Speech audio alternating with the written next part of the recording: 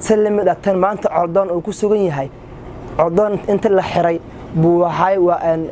in lawyerkiisu wuxuu raacfaan u qaatay maxkamadda sare markuu tagay waxa la yiri imisa sana lagu xukumay 3 sano adar 5 bil baan kugu darnay 3 sano 5 bil baa hadda xukuumada ka warnay assalaamu alaykum wa rahmatullahi ta'ala wa barakatuh asxaabtayda qaaliga ah idil ahaantiinba meel kasto dunida ka joogtaan waxaan idin leeyahay bash iyo barwaaqo igu noolaada inta aanan u gadagalin barnaamijkani muuqaalkani xiisiisa mudan waxaan ka codsanay adiga hadda daawanay inaad like comment subscribe to channel-ka King Safar Media maxaa yeelay anigu waqti ayaan ku soo bixiyay adiguna waxaad ku daawanaysaa meheradaada gurigaaga intaas farqiis ayaa adiga inoo dhaxay marka igu taageer gacantaada inaad ku tiraahdo subscribe like comment waxa yar sakama aad ayaan aniguna kaaga mahadnaqay adiga kulli wajhiga shacuurta iga muuqato waad ka dareemaysaan qamar suugaani ayaan rabaa inaan ka hadlo muuqaal aan uga hadli doono qaabkii hore aan uga hadli jiray qaab ka duwan insha Allah qofka markaad ka hadlayso dhacdo uu sameeyay iyo dhacdo asaga lagu sameeyay laba waji ayay ka leedahay bal u fiirso markaad ka hadlaydo qofka bilaadanka dhacdo asaga uu sameeyay iyo dhacdo asaga lagu sameeyay laba waji ayay ka leedahay waxaan ka hadlayaa dhacdo isagu lagu sameeyay qamar suugaani oo aad uga careysanahay ma aniga qamar suugaani inaan taagad gareysanayo hadaba social media saacadii aan soo dhaafnay waxa dhax qulquliyay dhax wareeganayay arin waxba kama jiraan ah arin waxa suuq dhax wareeganayay arin aan aad uga carooday qamar suugaani baa waxa la doonayaa in waxay sheegayaan in wax xabsi oo mutaystay wax xabsi xaliba xabsi bariyay oo haddana xabsi ku sugan yahay isla markaasna qofka xabsiga geeyay oo san qof kale ahayn ee ay tahay xaaskiisii hore ee ahayd ubad aragsan laakiin iyagu waxay leeyihiin xaaskiisa ubad aragsan ayaa geysay war haddaad run sheegaydaan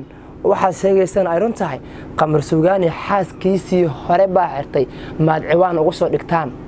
ama warka qaab noocaas u tabisaan war waan ognahay xogtana waan haynaa qamar suugaani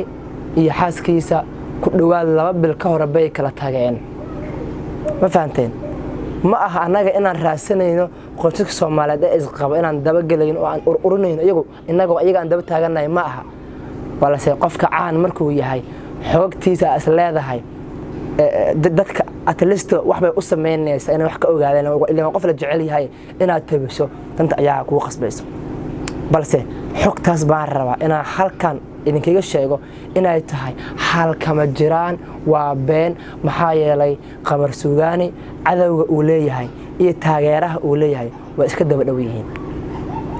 cadaw inuu leeyahay waxay macnaheedu ay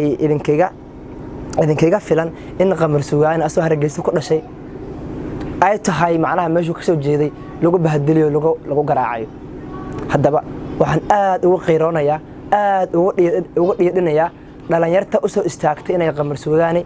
been abuur ka sheegaan xasinimeynayana inay xornimada maanta u haysto uu waaya doonaya salim datan maanta cordon uu ku sugan yahay cordon inta la xiray buu waxay waa in lawyerkiisu wuxuu raacfaan u qaatay maxkamadda sare markuu tagay waxa la yiri imisa sana lagu xukumay 3 sano adar 5 bil baan kugu darnay 3 sano 5 bil baa hadda xukuumada ka warnay xornimada daraas bay u doonayaan waxaan idin leeyahay fanaanka ha laga leexdo haddii aad doonayso shakhsiyan isaga inaad wax ka lumiso adeer rag baa tahay gurigu joogo taga adeer isoo baxay iska dhici waxaad gartay ma wax haddii aad sheegayso reality-ga ka hadal ama sidaa baan u malaynayaa bal sidee xaalku u yahay muuqaalka xiga inta aan ku gaarayno hadduu eebahay igu idmo waa aniga King Safar waxa idin kaga tagayaa أمان الله. السلام عليكم ورحمة الله تعالى وبركاته.